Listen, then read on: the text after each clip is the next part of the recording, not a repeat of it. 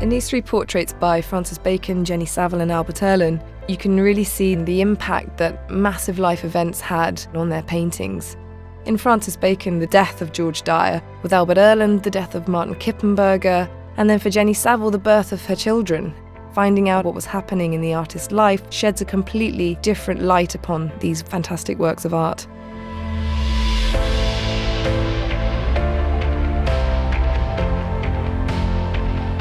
Bacon created a huge amount of self-portraits, and this is undoubtedly one of the best in the scale of 14 by 12 inches. You see Bacon wearing his Macintosh. The hair is iconic. You get multiple perspectives in one. Such a quintessential Bacon effect, and that really was his innovation, the way that he used photographs to create his paintings.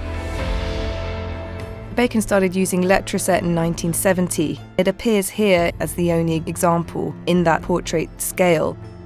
It's as though the words are spilling out from his mouth. They don't make any sense, and it's almost as though Bacon is giving expression to how paintings can never really explain themselves. It's a very impressionistic palette. He was spending a lot of time in Paris, inspired by the Parisian art. But sadly, that also coincided with a really tragic event, the death of his former lover, George Dyer, in 1971, the evening of his opening at the Grand Palais. After the death of George Dyer, Bacon took his own likeness, tore it apart. He felt incredibly guilty over the death of Dyer, and he never really forgave himself. In 1975, in this painting, you can see that period of mourning and melancholia coming to a close.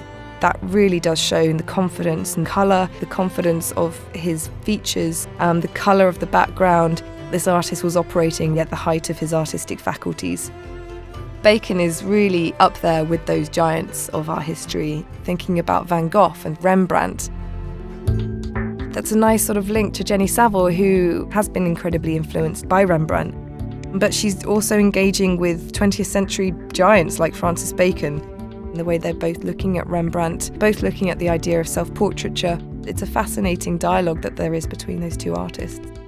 Jenny Saville famously paints self-portraits. This isn't one, but you can see Saville almost melding her likeness with that of someone else here. She brings herself to these paintings. Like Francis Bacon, who was immensely affected by the death of George Dyer in 1971, in 2007, Jenny Saville had her first child. That was a huge turning point for her. It was the concept she felt of growing flesh inside her that massively changed the way she approached painting. There's a great symbiosis here between abstraction and figuration. How all of those swirling, abstract, gestural marks focus you on the eyes, which are so crystal clear and so magnetic. This idea of life milestones and turning points in the lives of artists is really something that connects us to the work of Albert Oehlen in his self-portrait from 1998. It was prompted because of the death of Martin Kippenberger. Oehlen and Kippenberger had a great friendship. They were famously mischief makers on the contemporary art scene during the 1980s. For Oehlen, losing that figure in his life affected him drastically. You can see this painting as self-portrait with empty hands. He's there and he feels empty. He's not got his friend, his ally, his artistic provocateur, his partner in crime. Oehlen really does draw on art historical lineage.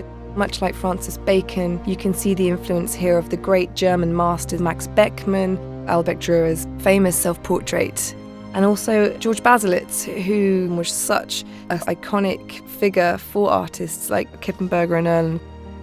This painting really stands out within Albert Oehlen's self-portrait practice from the works he did in the 1980s.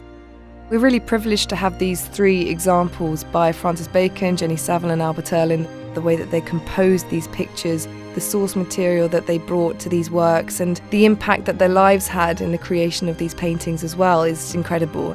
They really are masterpieces from the artist's production.